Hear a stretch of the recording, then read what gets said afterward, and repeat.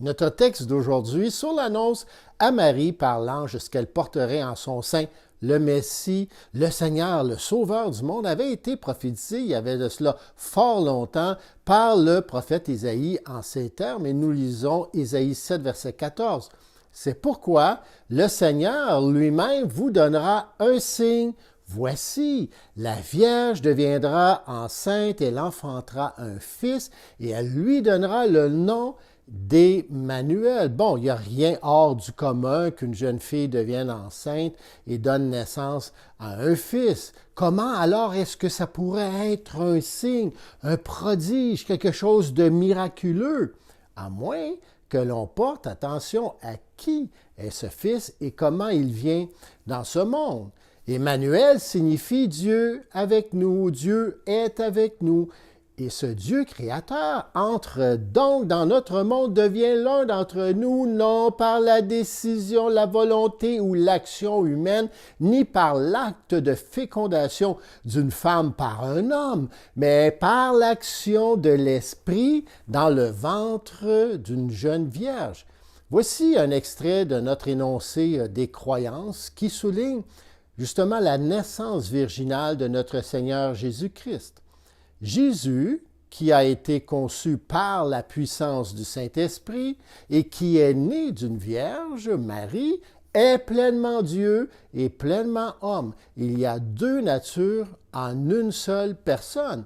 Malheureusement, plusieurs chrétiens rejettent pour différentes raisons la doctrine de la naissance virginale. Et je crois que l'Église a le devoir d'enseigner cette doctrine essentielle et inséparable à la doctrine de l'incarnation.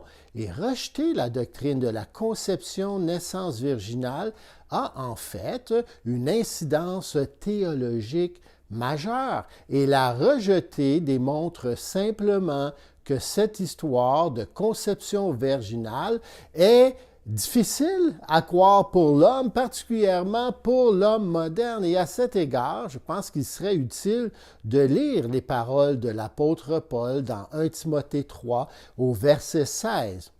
Oui, c'est sûr, elle est grande, la connaissance mystérieuse que la foi nous donne. Le Christ s'est montré en devenant un homme.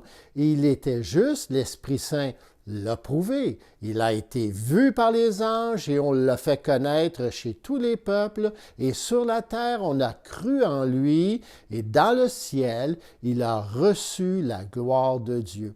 La réalité que l'on doit reconnaître est que le mystère du Christ est un mystère qui n'est pas concevable dans la pensée humaine ordinaire. Le Saint-Esprit doit nous ouvrir l'esprit à cette réalité et en ce sens, c'est un miracle de révélation à travers la parole accomplie par le même Esprit qui a conçu notre Seigneur dans le ventre de Marie. Et tout comme l'Esprit a ouvert l'esprit de Marie à concevoir cette action de Dieu qui, à l'homme, tient de l'impossibilité et y a participé avec foi, le même esprit doit nous ouvrir l'esprit à non seulement l'accepter, mais à en voir la signification et l'apporter pour l'humanité et pour notre propre vie de foi. Et la naissance virginale ne peut donc pas être comprise biologiquement. Si vous posez des questions biologiques sur la naissance virginale, vous n'obtiendrez que des réponses biologiques. Et poser des questions biologiques ne peut que supposer, dès le départ, qu'il n'y a ici rien de plus qu'un processus biologique normal.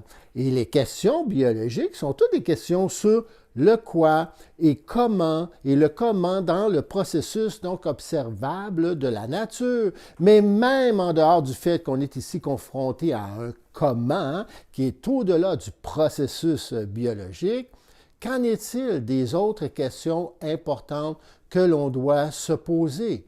Qui et pourquoi? Qui sont des questions théologiques fondamentales.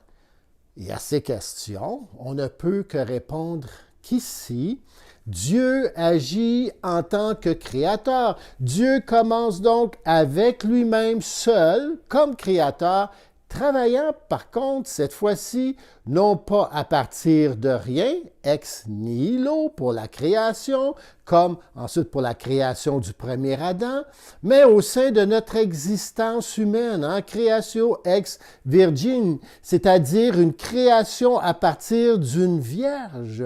Et de cet acte dans lequel Dieu commence avec lui seul, la naissance virginale est donc le signe extérieur, le signe qu'ici, au milieu de notre humanité, au milieu de l'humanité véritable et normale, Dieu est à l'œuvre de manière créative et nouvelle, le signe, en fait, que celui qui est né de Marie est le Créateur lui-même. Donc, la naissance virginale nous dit que Jésus était vraiment et véritablement le fils d'une mère humaine, qu'il est né comme les autres humains d'une femme et pourtant d'une manière unique, qui correspond à sa personne unique en tant que Fils éternel de Dieu qui est entré dans notre humanité. Et le fait que Jésus ait été conçu par le Saint-Esprit signifie que le Fils de Dieu a pris son origine terrestre dans le sein de Marie par un acte spécial du Saint-Esprit, conformément à sa nature de Fils de Dieu devenu homme, à la fois pleinement homme et pleinement Dieu, les deux natures en une seule. Et pour continuer à répondre aux questions qui et pourquoi, j'aimerais citer ici le fameux théologien Thomas F. Torrance dans son livre Incarnation, la personne et la vie du Christ.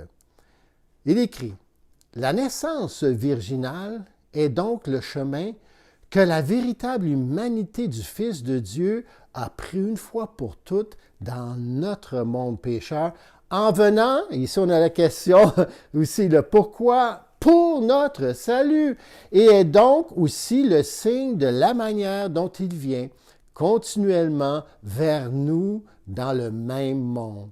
Cette naissance proclame qu'en Christ, donc, il existe dans notre humanité la possibilité du salut, une possibilité, notez, qui ne vient pas de l'homme, mais qui est ancrée du côté de Dieu. Dans le Christ, qui est le vrai Dieu, nous avons le médiateur et le réconciliateur, notez le qui ici, en qui Dieu et l'homme ne sont pas simplement rapprochés l'un de l'autre, mais en qui Dieu et l'homme deviennent un pour l'éternité, bien sûr, par l'ascension et la glorification de Jésus qui a pris notre humanité et qui a pour l'éternité les deux natures, homme et Dieu. Donc, c'est en lui, continue M. Torrance, le Seigneur Jésus, né de la Vierge Marie et ressuscité d'entre les morts, que nous sommes nés de nouveau par le Saint-Esprit, donné à partager comme membres de son corps, et nous, êtres humains fragiles, sommes ainsi, et j'aime beaucoup cette image, enveloppés avec lui dans la vie de Dieu. Qu'il est grand, n'est-ce pas, le mystère de notre foi en Jésus. Et donc, alors qu'on avance dans la saison de l'Avent, l'un des passages importants au sujet de l'incarnation de Dieu dans ce monde est celui où l'ange Gabriel dit à Marie qu'elle a été choisie pour porter Jésus, le Seigneur, le Fils de Dieu. Et ici se trouve, à mon avis, l'un des passages profonds du message chrétien, le message de Noël, et qui est notre thème aujourd'hui, n'est-ce pas? Notre thème aujourd'hui, Dieu est avec nous, Emmanuel. Donc, nous lisons à partir du verset 26 de Luc, chapitre 1. Au 6e mois, l'ange Gabriel fut envoyé par Dieu dans une ville de Galilée du nom de Nazareth, chez une vierge fiancée à un homme du nom de Joseph de la maison de David, et le nom de la vierge était Marie. Il entra chez elle et dit: « Je te salue, à toi, à qui à qui une grâce a été faite. Le Seigneur est avec toi. Troublée par cette parole, elle se demandait ce que signifiait une telle salutation. Et l'ange lui dit, « Sois sans crainte, Marie, car tu as trouvé grâce auprès de Dieu. » Les 3 premiers mots nous montrent que cette annonce ne porte pas sur quelque chose d'improvisé. Il y a tout un plan en branle et l'Esprit de Dieu est à l'œuvre depuis fort longtemps. Et le 6e mois fait référence donc au 6e mois de grossesse d'Élisabeth, la cousine de Marie, qui est mariée au sacrificateur Zacharie. Et ils étaient tous les deux justes devant Dieu et pieux. Ils étaient par contre avancés en âge et ils n'avaient pas eu d'enfant parce qu'Élisabeth était stérile. Et donc l'ange Gabriel était passé 6 mois auparavant au temple à Jérusalem, alors que Zacharie accomplissait ses fonctions de sacrificateur, lui annonçait que sa femme tomberait enceinte d'un fils et qu'il devait l'appeler Jean et qu'il serait celui qui allait préparer le chemin à la venue du Seigneur dans ce monde. Et Luc souligne ici au verset 27 que Marie était fiancée à un homme du nom de Joseph. En Israël, à l'époque de Jésus, les fiançailles avaient lieu peu après la puberté. Elles étaient considérées comme créant un lien légal aussi fort que le mariage et duraient pour une période en général d'1 an et elles ne pouvaient être rompues que par un divorce ou par la mort d'un des fiancés. Et les fiançailles étaient généralement donc arrangées par les parents. C'était la coutume à cette époque, et la jeune fille ayant entre 12 et 14 ans, tout au plus, en général 16 ans. Et les fiançailles étaient un moment donc de préparation et les relations sexuelles n'étaient pas autorisées pendant cette période. Donc c'était toute une autre époque et bien sûr d'autres mœurs. Mais d'abord, l'ange Gabriel commence en disant à Marie 3 choses. Premièrement, je te salue. L'original grec de ce terme signifie littéralement joie te soit, ou sois dans la joie. Deuxièmement, il lui dit qu'elle est favorisée ou bénéficiaire d'une grâce. Troisièmement, il lui révèle que le Seigneur est avec toi. Dans l'Ancienne Alliance, lorsqu'il était dit à quelqu'un « Le Seigneur est avec toi », ça signifiait que cette personne avait été choisie par Dieu pour une mission particulière. Et ici, c'est Marie qui est le sujet donc d'une très grande grâce, de ce choix, d'un grand honneur. Comme Zacharie, elle n'a pas l'habitude de recevoir la visite d'anges. Et ce genre de parole, alors qu'elle est bouleversée. Et encore une fois, Marie était probablement une jeune adolescente. Elle n'était pas mariée, elle ne jouissait encore d'aucun statut social, ni le titre donc favorisé ou gracié, ni la salutation « Le Seigneur est avec toi » ne s'appliquait généralement à des filles de son âge et même à des personnes plus âgées. Elle avait donc toutes les raisons d'être troublée, de se demander ce que cette situation signifiait, ce que ces paroles signifiaient. Et je suis certain qu'il y a plein d'interrogations devant ces paroles qui se bousculent dans la tête de Marie alors que l'ange lui parle. De se demander, mais qu'est-ce qui se passe ici? Est-ce un vrai ange? Pensez-moi quelqu'un? Est-ce que je rêve? Qu'est-ce qu'il veut? Pourquoi est-ce qu'il s'adresse à moi? Qu'est-ce qu'il veut dire au juste? Je suis favorisé, bénéficiaire d'une grâce divine et que le Seigneur est avec moi. Mais comme il l'a fait précédemment avec le vieux prêtre Zacharie, Gabriel se veut rassurant et lui dit de ne pas avoir de crainte. Pourquoi? Car il lui dit, tu as trouvé grâce. Il le répète encore une fois, tu as trouvé grâce auprès de Dieu. Et cette grâce est, à mon avis, significative ici. Alors que Marie est appelée à porter en son sein celui qui est la parole faite chair, qui allait habiter parmi nous, comme Jean nous le dit au début de son évangile, plein de grâce, et par qui nous serions en fait graciés. Quelle annonce extraordinaire pour cette jeune fille. Mais au fait, pourquoi a-t-elle été choisie parmi tant d'autres en Israël? C'est le choix de la grâce et comme tel, il n'est pas improvisé. La déclaration de l'ange sur le fait que le Seigneur était avec elle démontre que Dieu avait préparé Marie à remplir cette fonction malgré qu'elle n'en avait pas encore été informée.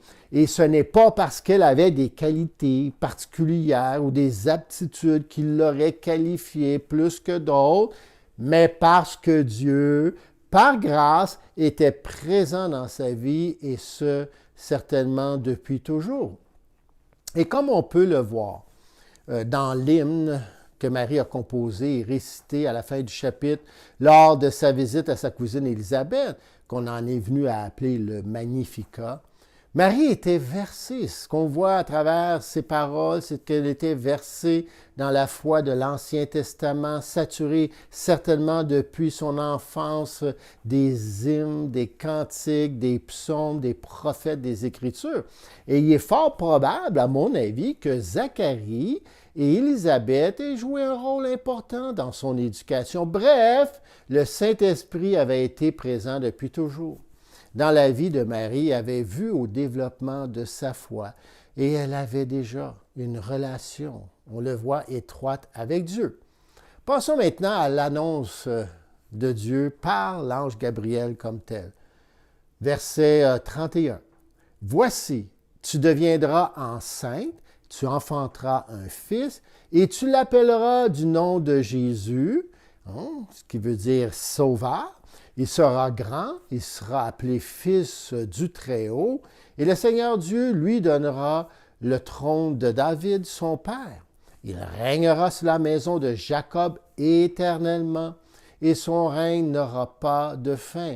Et ici, on a plein d'indices sur l'identité de cet enfant à naître et sa mission dans ce monde, par le dévoilement de la réelle humanité du Messie, sa dignité, sa mission de sauveur, son essentielle grandeur, son identité de fils de Dieu, son statut de roi, son règne qui est éternel et universel. Et c'est là une grande partie, voyez-vous, de la doctrine de l'incarnation répondant aux questions théologiques du qui et pourquoi. Que le Christ, le Messie, le Fils de Dieu, vient réellement à nous, à notre chair humaine, et l'assume à partir de notre condition déchue. Pourquoi? Pour la racheter et la sanctifier. Il est donc de la plus haute importance d'affirmer la réalité de l'humanité de Jésus et la solidarité de son humanité avec notre humanité. Et cela se fait très clairement par la naissance virginale, bien qu'il le fasse de manière à montrer, bien sûr, clairement aussi, que c'est un événement qui fait en fait irruption dans nos processus humains, mais n'est pas cependant le produit de ceux-ci. C'est par l'action de Dieu seul. Et la naissance de Jésus, de la Vierge Marie, par l'opération créatrice de l'Esprit, correspond, voyez-vous, à tout le secret de sa personne, de sa vie, de son œuvre, car elle révèle de la manière la plus remarquable le chemin que la grâce salvatrice de Dieu prend avec notre humanité déchue. Elle révèle Dieu comme créateur et rédempteur réellement avec nous dans notre existence humaine aliénée, et comme Dieu faisant sortir donc de notre existence déchue et pécheresse une nouvelle humanité qui est sainte et parfaite. Cette nouvelle humanité forgée à travers le nouvel Adam qui est Jésus-Christ. On continue au verset 34. Marie dit à l'ange, donc, comment cela se produira-t-il? Puisque je ne connais pas d'homme, et ici, c'est connaître au sens biblique, c'est-à-dire que je n'ai pas de relation sexuelle.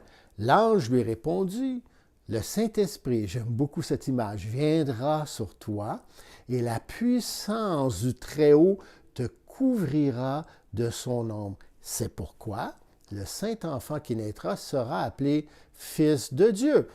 C'est sûr que Marie n'est pas certaine là, de la logistique de cette grossesse, mais j'aime cette image du Saint-Esprit couvrant Marie de son ombre qui confirme que la conception de l'enfant dans le ventre de Marie sera par le Saint-Esprit, par l'action de l'Esprit. Et il est intéressant de noter que la même formulation pour ombre a été utilisée dans le récit de la transfiguration de notre Seigneur Jésus, lorsqu'il est question de la nuée, d'où la voix est venue dire, et on lit ça dans Luc 9 au verset 34 et 35. Comme il parlait ainsi, Jésus, une nuée survint et les couvrit. Donc Jésus et ses disciples de son ombre. Ils furent saisis de crainte, tandis qu'ils entraient dans la nuée. Et de la nuée sortit une voix. Celui-ci est mon Fils, celui qui a été choisi. Écoutez-le. Et bien sûr, Jésus est le choisi, en qui nous sommes choisis pour participer dans la vie du Dieu Trine et dans son œuvre, comme l'a été Marie, bien que sa participation fût unique dans l'histoire. Et l'ange affirme non seulement que ce serait une conception virginale par l'Esprit, mais confirme que la présence de Dieu serait avec Marie tout au long du processus. Elle n'allait pas faire ça, voyez-vous, toute seule, ou même à être laissée à elle-même. Et cette doctrine a en fait une incidence, vraiment pour vous et moi, comme on va le souligner dans quelques instants, alors que le Saint-Esprit, voyez-vous, nous couvre de son ombre pour nous faire naître en Jésus et ainsi permettre au Seigneur d'être présent en nous et parmi nous. Verset 36. L'ange l'informe, voici qu'Élisabeth, ta parente, a conçu, elle aussi, un fils en sa vieillesse, et celle qui était appelée stérile est dans son 6e mois.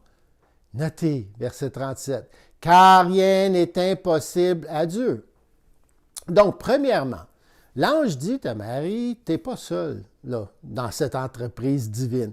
Dieu, premièrement, est avec toi, il a toujours été, il continuera d'être avec toi. Dieu était également intervenu, cependant, miraculeusement, avec ta cousine Élisabeth. Écoute son histoire, réjouis-toi avec elle. Et sache que lorsque tu participes à ce que Dieu fait sur cette terre, rien n'est impossible. Ça ne veut pas dire que ce n'est pas difficile, mais Dieu est avec toi pour te permettre de faire ce que tu pensais ne pas pouvoir faire. Et ça, bien-aimés, c'est une grande leçon pour vous et pour moi. Et notez la réponse de Marie. Marie dit, « Voici la servante du Seigneur. Notez, qu'il me soit fait selon ta parole. » Et l'ange s'éloigna d'elle. Cela nous amène au fait que dans la naissance virginale, il nous est donné au début de la vie du Christ un signe révélateur qui nous dit quel est l'acte divin de la grâce.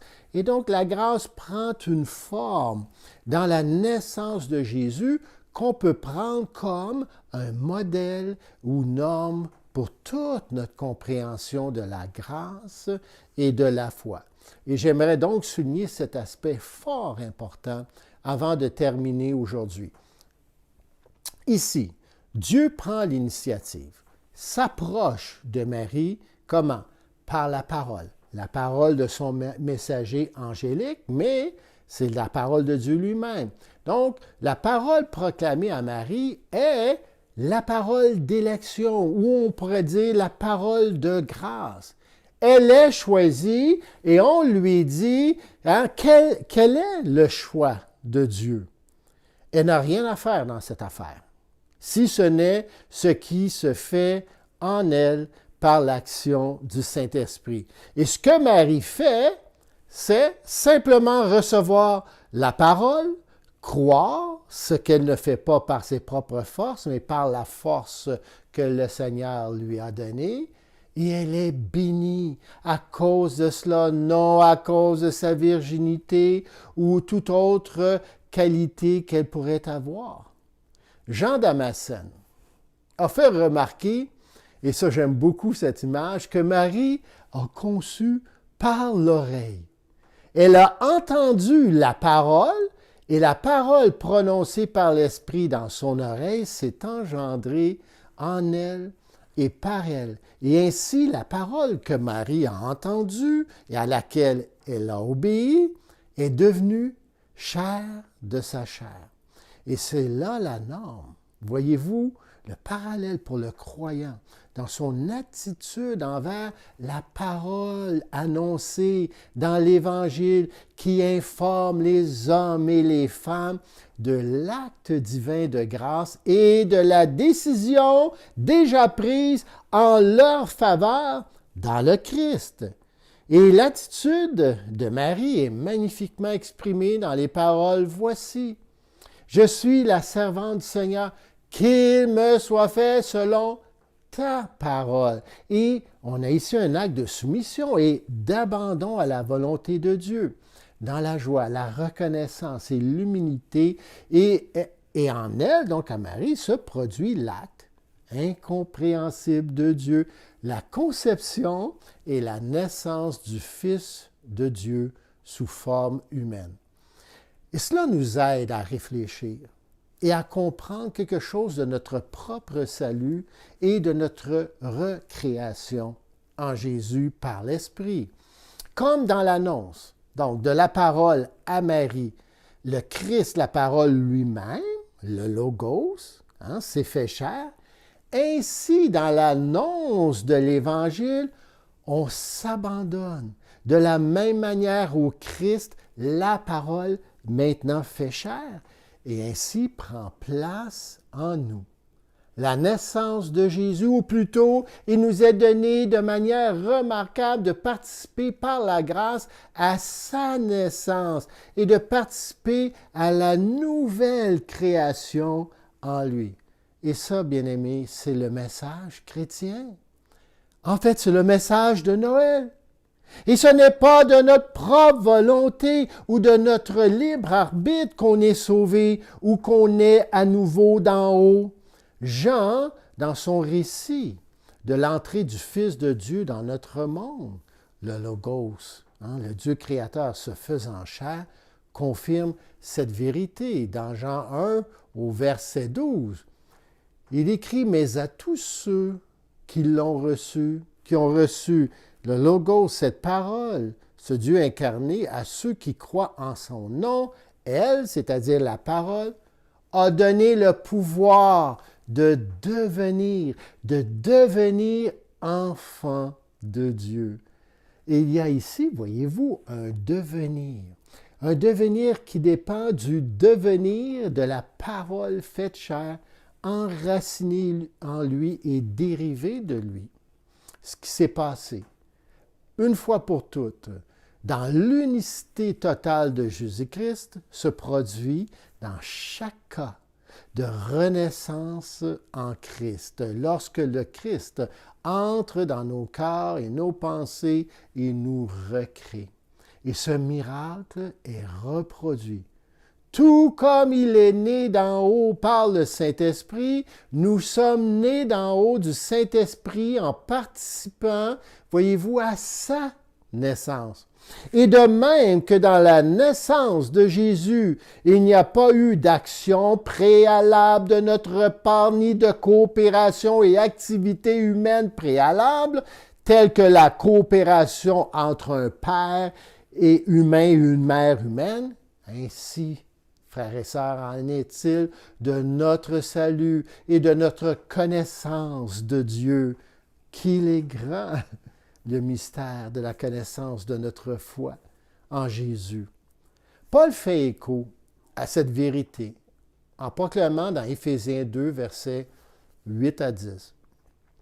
En effet, c'est par la grâce que vous êtes sauvés, par le moyen de la foi. Notez, cela ne vient pas de vous, c'est le don de Dieu. Le salut comme la foi sont un don de Dieu par la grâce. Et ce n'est pas par les œuvres, afin que personne ne puisse se vanter. En réalité, c'est lui qui nous a fait.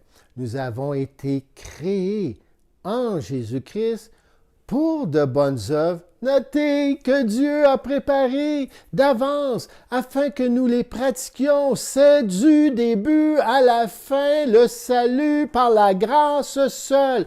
Et même notre foi n'est pas de nous, car elle est un don de Dieu.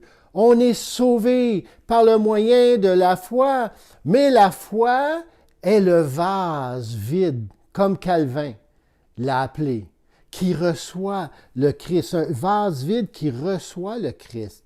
Mais ici, pour demeurer dans le même thème, on pourrait dire que la foi est, pour ainsi dire, le ventre vide. Le ventre vide par lequel le Christ vient habiter dans nos cœurs. La foi, bien-aimés, est notre réception du Christ. Notre capacité à recevoir le Christ est elle-même un don de la grâce, tout comme elle l'a été pour Marie. Et donc, la foi est quelque chose qui est bien au-delà de toutes les possibilités et capacités humaines. Elle est fondée au-delà d'elle-même dans l'acte du Dieu créateur. Et dans la foi, on est pour ainsi dire ouvert d'en haut et disposé à recevoir ce qu'on est incapable de recevoir en nous-mêmes et par nous-mêmes. Et ici, nous avons un miracle grandiose de la grâce. Et la foi n'est donc pas le produit de nos capacités humaines ou de nos intuitions ou aptitudes. Donc, la relation entre la foi et le Christ reçue par la foi est l'Esprit Saint.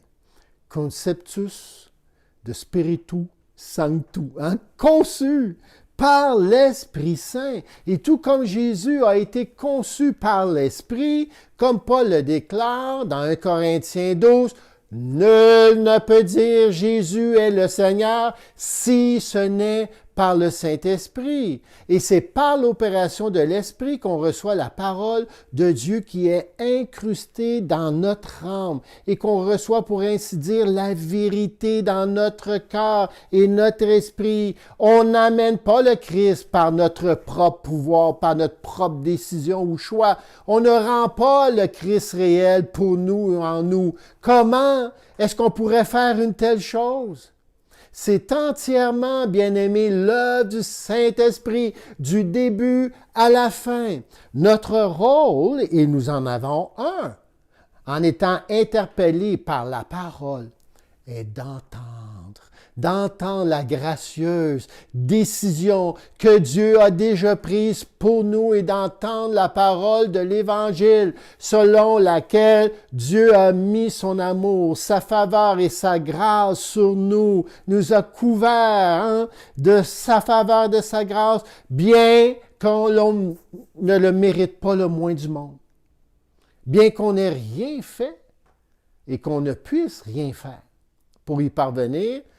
Lorsqu'il accomplit en nous ce qu'il est heureux de faire, il nous appartient alors d'y participer à travers une vie et une foi obéissantes. Et devant un tel amour et une telle grâce et une telle faveur, un tel salut par la foi que Dieu nous donne, nous affirmons comme Marie, voici, je suis la servante, voici, je suis le serviteur du Seigneur, qu'il me soit fait selon ta parole. En cette période de l'Avent, rappelons-nous qu'on aime et qu'on sert un Dieu d'amour qui est toujours avec nous et qui nous couvrira toujours fidèlement de sa présence et de ses dons en nous aidant à faire des choses que l'on croit impossibles ou du moins qui dépassent nos compétences. Ouvrons-nous entièrement à lui et laissons-nous combler et remplir de sa présence. Oui, Viens, Seigneur Jésus. Amen.